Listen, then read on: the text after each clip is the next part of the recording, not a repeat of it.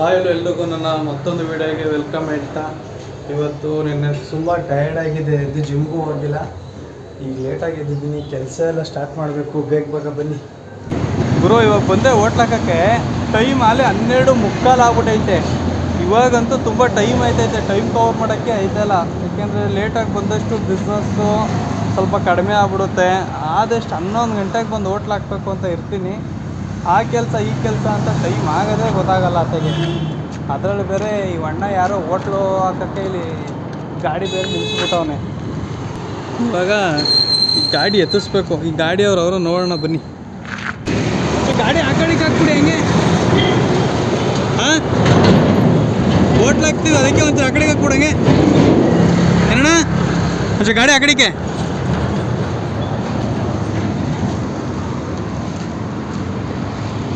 ಅಣ್ಣಂಗೆ ಗಾಡಿ ಅಂತ ಕೇಳಿದೆ, ಯಾರೋ ಒಳ್ಳೆ ಗುಬಾಡ್ ನನ್ನ ಮಗನ ಥರ ಕುಂತಾವ ನೋಳೆ. ಒಳ್ಳೆ ರೋಡ್. ಹೀಗೆಲ್ಲ ಬಂದು ಹೋಟ್ಲು ಸೆಟ್ಟಿಂಗ್ ಮಾಡಿ ಆಗೈತೆ ಗುರು. ಈ ಟರ್ನಿಂಗಲ್ಲಿ ಏನೋ ಆಕ್ಸಿಡೆಂಟ್ ಆಗ್ಬಿಟ್ಟೈತೆ. ಜನ ಎಲ್ಲ ಅಲ್ಲೇ ನಿಂತ್ಕೊಂತವ್ರು ಇವಾಗ. ಗುರು, ನಾವು ಮನೆ ಕಟ್ಟೋದಕ್ಕೆ ಎಷ್ಟು ಕಷ್ಟ ಅಂತೀವಿ. ಇಲ್ಲೊಬ್ಬ ನೋಡಿ ತೋರಿಸ್ತೀನಿ ಹಂಗೆ. ಇವಾಗ ಹೈಟೆಕ್ ಫರ್ನಿಚರ್ ಅಂತ ಐತಲ್ಲ ಆ ಬಿಲ್ಡಿಂಗು, ಆ ಬಿಲ್ಡಿಂಗು ಹೆಚ್ಚು ಕಡಿಮೆ ನನಗೆ ಗೊತ್ತಿರೋ ಹಾಗೆ ಇಲ್ಲೇ ಹೋಟ್ಲಾಗ್ತಾ ಇರ್ತೀನಲ್ಲ, ನೋಡ್ತೀನಿ. ಒಂದು 3 ವರ್ಷ ಆಯಿತು. 3 ವರ್ಷದಿಂದ ಖಾಲಿ ಬಿದ್ದೈತೆ. 3 ವರ್ಷದಿಂದ ಆ ಬಿಲ್ಡಿಂಗ್ ಹೆಂಗೆ ಯಾರು ಬಂದೂ ಇಲ್ಲ. ಆವಾಗಲಿಂದ ಒಂದು 10-15 ಕುಂಟೆ, 15-20 ಕುಂಟೆ ಐತೆ. ಫುಲ್ ಉದ್ದ ಐತೆ ಹಂಗೆ ಏಕ್ಲೂ. ನಮ್ಗೆ ಅನಿಸುತ್ತೆ ಒಂದೊಂದ್ಸಲ, ಏನಪ್ಪ ನಾವು ಒಂದು ಮನೆ ಕಟ್ಟೋಕ್ಕೆ ಅಷ್ಟು ಕಷ್ಟ ಅಂತೀವಿ. ಇವರ ದುಡ್ಡದ್ದು ಯಾವ ಮೂಲೆನ ಮಡಗಿರ್ತಾರೋ. ಇಲ್ಲ ಅಂದ್ರೂ ಈಗ ನಮ್ಮ ಲೆಕ್ಕಾಚಾರದಲ್ಲೇ ನಮ್ಮ ಮನೆಗಳೆಲ್ಲ ನೋಡ್ತಾರೆ, ಒಂದು 50 ಲಕ್ಷ ಆಯ್ತೀವಿ, 20 ಲಕ್ಷ ಹಿಂಗಂತೆಲ್ಲ ಹೇಳ್ತೀವಿ. ಆ ಬಿಲ್ಡಿಂಗ್ ನೋಡಿದ್ರು ಇಲ್ಲಿ 5 ಕೋಟಿ ಮೇಲೆ ಆಗೈತೆ. ಅದು ಆವಾಗಲೇ ಈ ಎಕ್ಸ್ಪ್ರೆಸ್ ಹೈವೇ ಆಯ್ತಲ್ಲ, ಎಕ್ಸ್ಪ್ರೆಸ್ ಹೈವೇ ಆದಮೇಲೆ ಸರ್ವಿಸ್ ರೋಡ್ ಯಾವಾಗ ಕ್ಲೋಸ್ ಆಯಿತು, ಎಲ್ಲ ಗಾಡಿ ಈ ಕಡೆಯಿಂದ ಹೋದ್ವು. ಹೈಟೆಕ್ ಫರ್ನಿಚರ್ಗಳು ಇಟ್ಟಿದ್ರಲ್ಲ, ಎಲ್ಲ ಬಿಸ್ನೆಸ್ ಬಿದ್ದೋಗ್ಬಿಡ್ತು. ಆ ಪುಣ್ಯಾತ್ಮ ಆವಾಗಲೇ ಬಿಟ್ಬಿಟ್ಟ. ಅಲ್ಲಿಂದ ಇಲ್ಲಿವರೆಗೂ ಯಾರೂ ಬಂದಿಲ್ಲ. ಈ ಜಾಗದವನವ್ರು ನೋಡಿ ಇವಾಗ ಅಷ್ಟೊಂದು ಕೋಟಿ ಸುರಿದ್ಬಿಟ್ಟು, ಕೋಟ್ಯಾಂತರ ರೂಪಾಯಿನ ಈಗ ಸುಮ್ಮನೆ ಖಾಲಿ ಬಿದ್ದದೆ. ಈಗ ಬೇರೆ ಏನಕ್ಕೂ ಕೊಡೋಕ್ಕೂ ಆಯ್ತಲ್ವಂತೆ. ಆಸ್ಪತ್ರೆಗೆ ಯಾರೋ ಕೇಳಿದ್ರು, ಹಿಂದೆ ಮುಂದೆ ದೊಡ್ಡ ದೊಡ್ಡ ಆಸ್ಪತ್ರೆಗಳೇ ಇದ್ದಾವೆ, ಅದು ಕಾಂಪಿಟೇಷನ್ನು ಆಗಲ್ಲ ಅಂದ್ಕೊಂಡು ಅವಾಗಲಿಂದ ಹಂಗೆ ಬಿದ್ದೈತೆ ಅದಕ್ಕೆ. ಹಾಂ, ಅಂದರೆ ಈ ಯಾವ ಹೋಗಿದ್ದೆ ಮೊನ್ನೆ. ಹಾಂ,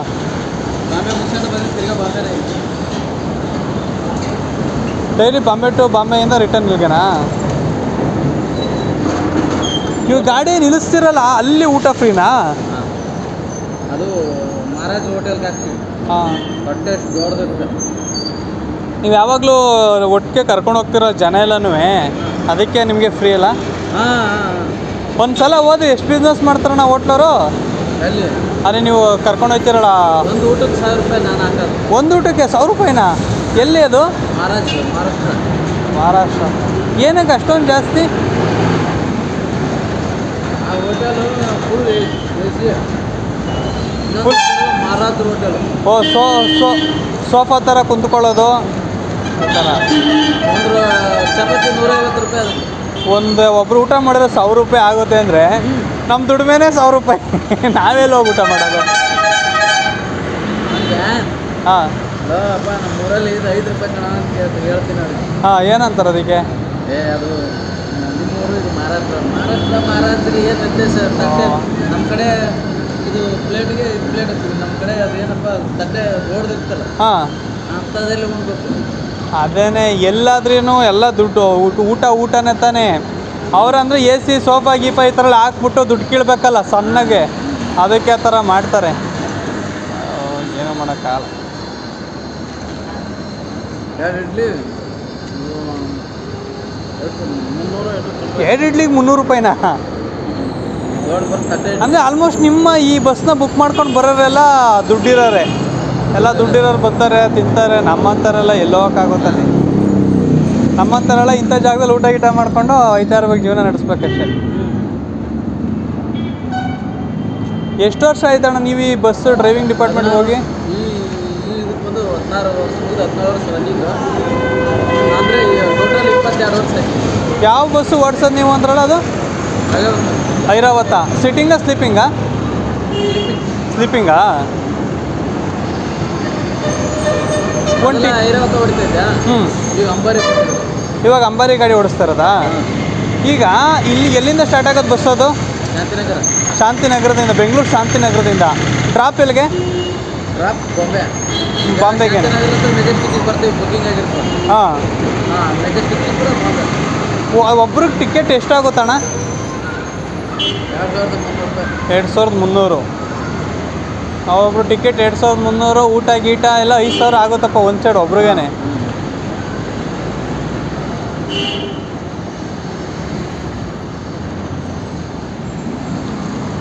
ನಾವು ಇವತ್ತು ನೈಟ್ ಬಿಟ್ಬಿಡ್ತೀವಿ 8 ಗಂಟೆಗೆ ಇವತ್ತು ನೈಟ್ ಆಯ್ತಾ ಇವತ್ತು ನೈಟ್ ಹೋಗ್ಬೇಕಾ ಇವತ್ತು ನೈಟ್ 8 ಬೆಳಗ್ಗೆ ಗಂಟೆ 2 ಗಂಟೆಗೆ ಬಿಟ್ಬಿಡ್ತೀವಿ ಇವತ್ತು ನೈಟ್ 8 ಗಂಟೆಗೆ ಹೊರಟ್ರೆ ನಾಳೆ ಬೆಳಗ್ಗೆ 2 ಗಂಟೆ 2 ಗಂಟೆಗೆ ಅಲ್ಲಿ ರೀಚ್ ಆಯ್ತೀರಾ ರೀಚ್ ಆಗ್ಬಿಡ್ತೀವಿ. ನಾಳೆ ಮಧ್ಯಾಹ್ನ ಅವ್ರು ಕೊಟ್ಟಿದ್ದೇನು ಹಾಂ. ಸಾಯಂಕಾಲ 6 ಗಂಟೆಗೆ ಕೊಟ್ಟವ್ರು ಸಾಯಂಕಾಲ 6 ಗಂಟೆಗೆ 6 ಗಂಟೆಗೆ ರೀಚ್ ಆಗ್ಬೇಕು ನಾನು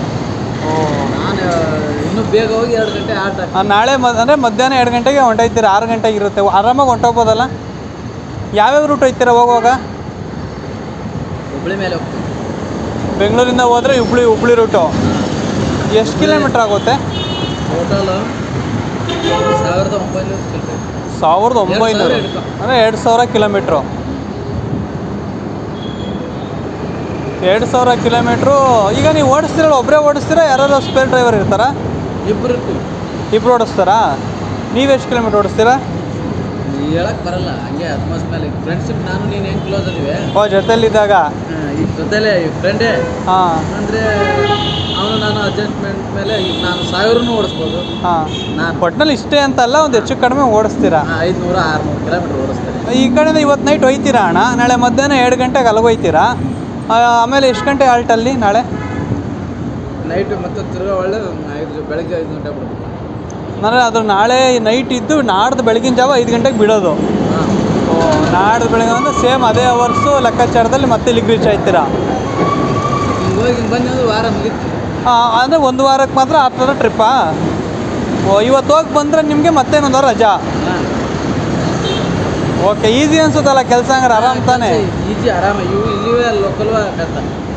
ಈ ಕೆಲ್ಸಕ್ಕೆ ಸೇರ್ಬೇಕಂದ್ರೆ ಯಾವ ಥರ ಹೆಂಗೆ ಸೇರ್ಕೋಬೇಕು ನಿಮ್ಗೆ ಸೇರ್ಬೇಕಾದ್ರೆ ಆರ್ಮಿ ಸೇರ್ ಐತೆ ಆರ್ಮಿ ಹಾಂ ನನ್ನ ನಂಬರ್ ಐತಲ್ಲ ಹಾಂ ಐತೆ ನಂಬರ್ ನಿಮ್ಮದು ನಾನು ಮಿಸ್ ಕಾಲ್ ಮಾಡಿ ನಿಮ್ಗೆ ಆರ್ಮಿ ಏನಾರ ಇಷ್ಟು ಸೆಲೆಕ್ಷನ್ ಆಗತ್ತೆ ಟ್ಯಾಕ್ನಿ ಸೇರ್ಬೇಕಾದ್ರೆ ಏನಾರ ಅಂದರೆ ಅದಕ್ಕೆ ಎಜುಕೇಷನ್ ಏನೇ ಅಂತೇಳಿ 10th ಮುಗಿದ್ಬೇಕು ಸಾಕು 10th ಪಾಸ್ ಆಗಿರ್ಬೋದು 10th ಎಲ್ಲ ಆಗಿದೆ ಪಿ ಯು ಸಿ ಆಗಿರೋದು ಹಾಂ ಪಿ ಯು ಸಿನೇ ಆಗಿರೋದು ಏನು ಹಂಗೆ ಸಾಂಗ್ ಹಾಕ್ಕೊಂಡು ಚೆಕ್ಕ ಬಿದ್ದವ್ರು ಹಂಗೆ ಇವ್ರಿಗೊಂಥರ ಖುಷಿ ಇದು ಮಂತ್ ಎಂಡ್ ಅಲ್ಲ ಹಾಂ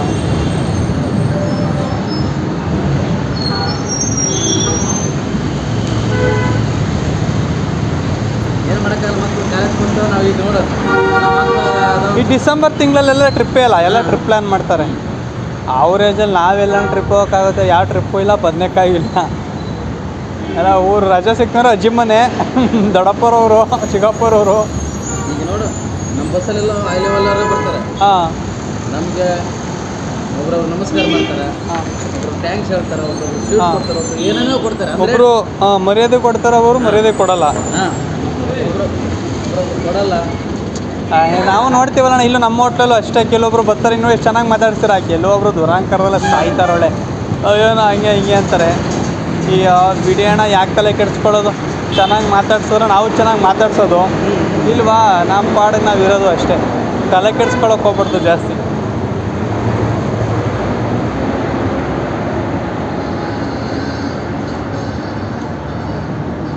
ನೀವು ಹೊರಗಡೆ ಎಲ್ಲ ಟ್ರಿಪ್ ಹೋಗಲ್ವಾ ಮೊನ್ನೆ ಹೋಗಿದ್ದೀವಿ ಯಾವ ಕಡೆ ಹೋಗಿದ್ರಿ ಈ ಕಡೆ ಮಲೇಶ್ವರಕ್ಕೆ ಹೋಗಿದ್ದೀವಿ ನಮ್ಮ ಊರು ಕರ್ಕೊಂಡು ನಮಗೆ ಎಲ್ಲ ಕಾರಲ್ಲಿ ಹೋಗಿದ್ರಾ ನೀವೆಲ್ಲ ದೇವ್ರ ಕಡೆ ಹೊಂದ್ಬಿಟ್ಟಿದ್ದೀರ ಅದಾಗೆ ಹಾಂ ನಿನ್ನೆ ಹೊಸಪೇಟೆಗೆ ಹೋಗಿದ್ವಿ ಹಾಂ ಹೊಸಪೇಟೆ ಅಂದ್ರೆ ಈ ಕಡೆ ಬಂದಿದ್ವಿ ದೇವಸ್ಥಾನ ಎಲ್ಲ ಒಂದು ಕಡೆ ಚೆನ್ನಾಗಿ ನಡೀತಾ ಇಲ್ಲ ಅಷ್ಟೇ ಈಗ ಎಷ್ಟು 16 ವರ್ಷ ಸರ್ವಿಸ್ಸಾ ನಿಮಗೆ 16 17 ಎಷ್ಟು ಏಜ್ವರೆಗೂ ಓಡಿಸೋದು ಗಾಡಿ ಇದು ಅಂಬಾರಿನ 61 ವರ್ಷ 61 ವರ್ಷ ನೀವು ಏಜ್ ಆಗೋವರೆಗೂ ಓಡಿಸ್ಬೋದು ಸಂಬಳ ವರ್ಷ ಜಾಸ್ತಿ ಮಾಡ್ತಾ ಇರುತ್ತಲ್ಲ ವರ್ಷ ಎಷ್ಟು ಜಾಸ್ತಿ ಮಾಡ್ತಾರಣ್ಣ ಏನು 600 ಮಾಡ್ತಾರೆ, ಒಬ್ರು 1000 ಮಾಡ್ತಾರೆ, 1200. ಜಾಸ್ತಿ ಮಾಡ್ಬೇಕಲ್ವ ನಿಮ್ಗೊಂದು 2-3 ಸಾವಿರ ಆ ಥರ. ಹೆಣ್ಮಕ್ಳು ಜಾಸ್ತಿ ತುಂಬ ಕಮ್ಮಿ ಹಾಂ ಸಿಕ್ಕಾಬಿಡ್ತಿರ್ತಾರೆ. ಹಾಂ ಅದಕ್ಕಾಗಲ್ಲ ಹ್ಞೂ. ನಮ್ಮಂಥ ಡಿಪಾರ್ಟ್ಮೆಂಟ್ ಮೋಸ ಯಾವುದಿಲ್ಲ. ಇಬ್ಬರಲ್ಲಿ ಡ್ರೈವರು, ಕ್ಲೀನರ್ ಎಷ್ಟು ಜನ ಇರ್ತಾರೆ? ಇಲ್ಲ, ನಾನೇ ಡ್ರೈವರು, ನಾನೇ ಕಂಡಕ್ಟರ್ ಇರ್ತಾರೆ. ನೀವೇ ಡ್ರೈವರು, ನೀವೇ ಕ್ಲೀನರು? ಹಾಂ, ಸೇಮ್ ಇಬ್ಬರಲ್ಲಿ ಆ ಥರ? ಇಬ್ಬರೇ ಇರೋದು. ಇಬ್ಬರು ಡ್ರೈವರು, ಇಬ್ಬರು ಕ್ಲೀನರ್ ಥರ ಮಾಡ್ಕೋಬೇಕು. ಏನಕ್ಕೆ ಹಂಗೆ? ಕ್ಲೀನರ್ ಕಂಡಕ್ಟರ್ ಏನು ಕೆಲಸ ಇರಲ್ಲ. ಓ, ಅಲ್ಲಿ ಕಂಡಕ್ಟರ್ ಬುಕ್ಕಿಂಗ್ ಎಲ್ಲ ಮಾಡಿರ್ತಾರಲ್ಲ. ಕೆಲವೊಂದು ಸ್ಲೀಪಿಂಗ್ ಕೋಚ್ ನಾವು ಪ್ರೈವೇಟಲ್ಲಿ ಹೋಗ್ತೀವಲ್ಲ, ಡ್ರೈವರ್ ಸಪ್ರೇಟ್ ಇರೋ, ಕ್ಲೀನರ್ ಸಪ್ರೇಟ್ ಇರ್ತಾರೆ. ಡ್ರೈವರು ಸಪ್ರೇಟಾಗಿ ಸ್ಪೇರು ಕೊಟ್ಟಿರ್ತಾರೆ. ಈಗ ಅವ್ರು ಸರ್ಕಾರದವರೆಲ್ಲ ಹಿಂಗೆ ಬೇಡ. ಹ್ಞೂ. ಈಗ ನೀನು ಡ್ರೈವರ್, ನಾನು ಡ್ರೈವರ್ ಅಂದ್ರೆ ಒಗ್ಗಟ್ಟಾಗ್ಬಿಡ್ತೀನಿ. ಹಾಂ, ನಾನು ಎಷ್ಟೇ ಮಾಡಿದ್ರು ಇಬ್ಬರು ಹಚ್ಕೊಂಡ್ಬಿಡ್ತೀನಿ. ಹಾಂ. ಸಪ್ರೇಟ್ ಕ್ಲೀನರ್ ಇಟ್ಟರೆ ಆವಾಗ ಅವನಿಗೆ ನಾವು ಕೊಟ್ಟು ಸುಮ್ಮನೆ ಇಲ್ಲಾಂದ್ರೆ ಅವಾಗ ಬಾಯಿ ಬಿಟ್ಟು ಓನರ್ಗೆ ಹೇಳ್ಬಿಡ್ತಾನೆ. ಅದಕ್ಕೆ ಪ್ರೈವೇಟಲ್ಲೆಲ್ಲ ಹಂಗೇನೆ. ಇಲ್ಲಿ ನೋಡ್ತೀನಲ್ಲ, ಈಗ ಬೆಂಗಳೂರು ಟು ಮೈಸೂರು ಹೋಯ್ತವಲ್ಲ, ಇದು ಹೈವೇಲ್ ಬಸ್ಗಳು, KSRTC ಬಸ್ಗಳು, ಅದಕ್ಕೆ ಡ್ರೈವರ್ ಒಬ್ಬರೇ, ಕ್ಲೀನರ್ ಕಂಡಕ್ಟರ್ ಯಾರೂ ಇಲ್ಲ, ಅವರೇ ಟಿಕೆಟ್ ಅರಿಬೇಕು. ಹೌದು, ನಾನ್ ಸ್ಟಾಪ್ ಗಾಡಿಗಳಲ್ಲ. ಹಾಂ, ಅದಕ್ಕೇನೆ ಗುರು. ವ್ಯಾಪಾರ ಮುಗೀತು ಇವಾಗ. 12:15 ಬಂದೆ ಇವತ್ತು. ಲೇಟಾಗಿ ಬಂದಿದ್ದೀನಲ್ಲ, ಅದಕ್ಕೆ ಇವತ್ತು ಬಿಸ್ನೆಸ್ ಹೆಂಗಾಗುತ್ತೇನೋ ಗೊತ್ತಿಲ್ಲ. ಶನಿವಾರ ಭಾನುವಾರ ನಾನು ಇಂಡಸ್ಟ್ರಿಯಲ್ ಏರಿಯಾದಲ್ಲಿ ಹೋಟ್ಲ್ ಹಾಕೋದು. ಶನಿವಾರ ಭಾನುವಾರ ಇಂಡಸ್ಟ್ರಿಯಲ್ ಏರಿಯಾ ರಜೆ ಇರೋದ್ರಿಂದ ಕ್ಯಾಬ್ ಡ್ರೈವರ್ಸು ಮತ್ತು ಈ ಗೂಡ್ಸ್ ಗಾಡಿ ಡ್ರೈವರ್ಸ್ಗಳು ಯಾರಷ್ಟು ಬರೋಲ್ಲ. ಇನ್ನು ವೀಕೆಂಡ್ಸಲ್ಲಿ ಆಲ್ಮೋಸ್ಟ್ ರೋಡಲ್ಲಿ ಜನ ಓಡಾಡ್ತಾ ಇರ್ತಾರಲ್ಲ ವೀಕೆಂಡಲ್ಲಿ, ಆ ಜನಗಳು ಬರೋದು. ಒಂದೊಂದು ವಾರ ಮಾತ್ರ ತುಂಬ ಆಲ್ಮೋಸ್ಟ್ ಲೇಟಾಗಿ ಬಂದರೆ ಬಿಸ್ನೆಸ್ ಆಗೋಲ್ಲ. ಈ ವಾರ ಅಂತೂ ತುಂಬ ಖುಷಿ ಆಯಿತು. 12:15 ಬಂದೆ, ಒಂದು 3:30-4 ಗಂಟೆ ಅಷ್ಟೊತ್ತಿಗೆ ಎಲ್ಲ ಖಾಲಿ ಆಯಿತು. ಎಲ್ಲ ಖಾಲಿ ಆದರೆ ನಮಗೂ ಖುಷಿ. ಹೆಂಗೋ ಸದ್ಯ ಲೇಟಾಗಿ ಬಂದಿದ್ದಕ್ಕೂ ಒಂಚೂರು ಬೇಗ ಖಾಲಿ ಆಯಿತು. ಒಂದೊಂದ್ಸಲ ಲೇಟಾಗಿ ಬಂದ್ರೂ ಉಳಿದೇ ಬಿಡುತ್ತೆ, ಏನೂ ಮಾಡೋಕ್ಕಾಗಲ್ಲ. ಹೆಂಗೋ ಖಾಲಿ ಆಯ್ತು. ಇವಾಗ ಈಗೆಲ್ಲ ಮುಗಿಸ್ಕೊಂಡು ಕ್ಲೋಸ್ ಮಾಡಿಕೊಂಡು ಈಗ ಹೋಟ್ಲ್ ಹತ್ರ ಹೋಯ್ತಾ ಇದ್ದೀನಿ. ಸತ್ವ ಅಪಾರ್ಟ್ಮೆಂಟು ಏನು ಕಟ್ಟೋರ್ಗಳು ಬಿಲ್ಡಿಂಗ್ನ ಕೋಟಿ ತಗೊಬಂದು ಸುರಿದ್ಬಿಟ್ಟವ್ರ ಅದಾಗಿಲ್ಲಿ. ಇಲ್ಲಿ ಒಂದು ಫ್ಲ್ಯಾಟ್ ಬಂದೆ 1,30,00,000ವರೆಗೂ ಐತೆ. ಹೆಚ್ಚು ಕಡಿಮೆ 2 BHK. ಇನ್ನೊಂದು BHK ಎಷ್ಟೋ ಒಂದು 20 ಲಕ್ಷನೇ ಕಡಿಮೆ ಐತೆ ಅಷ್ಟೇ. ಇದು ಬಂದು ನಮ್ಮ ಬಿಡದಿಯಿಂದ ಕೆಂಗೇರಿಗೆ ಹೋಗೋ ರೋಡಲ್ಲಿ ಐತೆ. ಹೈವೇ ಪಕ್ಕನೇ ಇದೆ. ಎಂಟ್ರಿ ಎಕ್ಸಿಟ್ ಎಲ್ಲ ಇವಾಗಿದೆ ನೋಡಿ. ಈ ವಿಡಿಯೋ ಯಾರು ನೋಡ್ತಾ ಇರೋರು ತಗೊಳ್ಳೋರು ಇದ್ರೆ ತಗೊಳ್ಳಿಬೇಕಾದ್ರೆ ಕೋಟಿ ಮಡಗಿರ್ಬೇಕಷ್ಟೇ. ಅಷ್ಟೇ ಆ ಜಾಗ ತಗೋಬೇಕಂದ್ರೆ ನಮಗೆಲ್ಲ ಆಗಲ್ಲ. ಯಾರು ನಮ್ಮ ವ್ಯೂವರ್ಸ್ ಇದ್ದರೆ ಕೋಟಿ ಸಂಪಾದನೆ ಮಾಡಿರೋರು ತಗೊಳ್ಳಿ. ನನ್ನ ಪ್ರಕಾರ ಈ ಫ್ಲ್ಯಾಟು ಅಪಾರ್ಟ್ಮೆಂಟ್ಸ್ಗಳಕ್ಕಿಂತ ಎಲ್ಲ ಈ ಪ್ರೈವೇಟ್ ಪ್ರಾಪರ್ಟಿಗಳ ತಗೊಂಡು ಮನೆ ಕಟ್ಟೋದು ಒಂಥರ ಸರಿ ಅಂತ ಅನಿಸುತ್ತೆ ನನಗೆ ಅನಿಸೋ ಪ್ರಕಾರ. ಸಾಯಂಕಾಲ ಚಳಿ ಐತೈತೆ, ಬಿಸಿ ಬಿಸಿ ಕಬಾಬ್ ಹಾಕ್ಕೊಂಡು ತಿನ್ನೋಣ. ಈಗ ಒಂದು ಕಬಾಬ್ ಹಾಕ್ಕೊಳ್ಳೋಣ.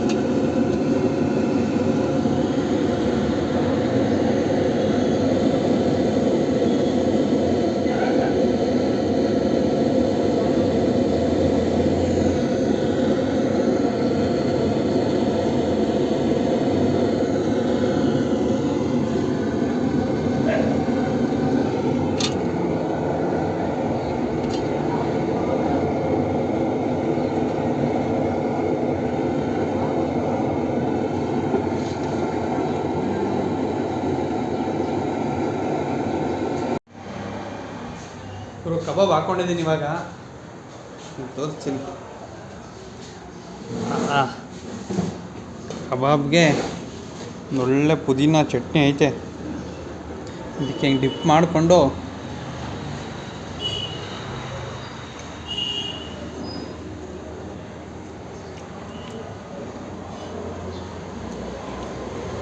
ಸಕ್ಕತ್ತಾಗೈತೆ. ಈ ಸರಿ ಟೈಮಲ್ಲಿ ಜಾಸ್ತಿ ಖಾರ ಜಾಸ್ತಿ ಮಾಡ್ತೇವೆ ಕಬಾಬ್ ನಾವು. ಪುದೀನ ಚಟ್ನಿನೂ ಅಪ್ಪ ಮಾಡುತ್ತೆ ಪೇಸ್ಟು. ಪುದೀನಾಗೆ ತುಂಬ ಐಟಮ್ ಆಗುತ್ತೆ, ಬೆಳ್ಳುಳ್ಳಿ ಹುರ್ಗಡ್ಲೆ ಏನೇನೋ ಆಗುತ್ತೆ, ಹಾಕಿ ಪುದೀನ ಚಟ್ನಿ ಮಾಡುತ್ತೆ. ಸಕ್ಕತ್ತಾಗಿ ಮಾಡುತ್ತೆ. ಅದ್ರ ಜೊತೆ ತಿಂತಾದರೆ ಒಳ್ಳೆ ಕಾಂಬಿನೇಷನ್.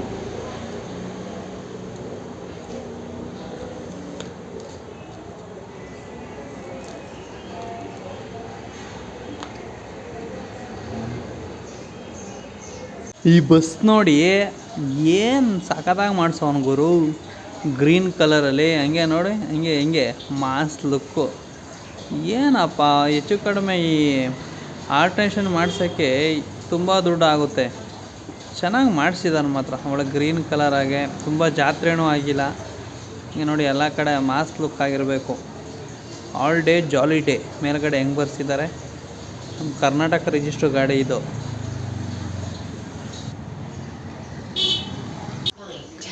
ಗುರು ಕಟಿಂಗು ಮತ್ತು ಟ್ರಿಮ್ಮಿಂಗ್ ಮಾಡಿಸ್ತಾ ಇದ್ದೀನಿ. ಹೇಗೆ ಕಾಣಿಸುತ್ತೆ ನೋಡೋಣ. ಇದು ಎಲ್ರಿಗೂ ಆಲ್ಮೋಸ್ಟ್ ಅನುಭವ ಆಗ್ತಾ ಇರುತ್ತೆ. ಈ ಕಟಿಂಗ್ ಮಾಡುವಾಗ ಕೂದಲು ಮುಖದ ಮೇಲೆ ಬೀಳ್ತಿದ್ರೆ ಒಂಥರ ಮುಲ ಅಂತ ಇರ್ತಂಗೆ. ಫೈನಲಾಗಿ ಈ ಲುಕ್ ಕಾಣ್ತಾ ಇದ್ದೀನಿ ನೋಡಿ. ಸುಮಾರಾಗಿ ಕಾಣ್ತಿದ್ದೀನ. ಈ ಲಾಗ್ನ ಇಲ್ಲಿಗೆ ಎಂಡ್ ಮಾಡ್ತಾ ನೆಕ್ಸ್ಟ್ ಲಾಗಲ್ಲಿ ಸಿಗೋಣ ಅಂತ ಹೇಳ್ತಾ ಎಲ್ರಿಗೂ ಟೇಕ್ ಕೇರ್, ಬಾಯ್ ಬಾಯ್.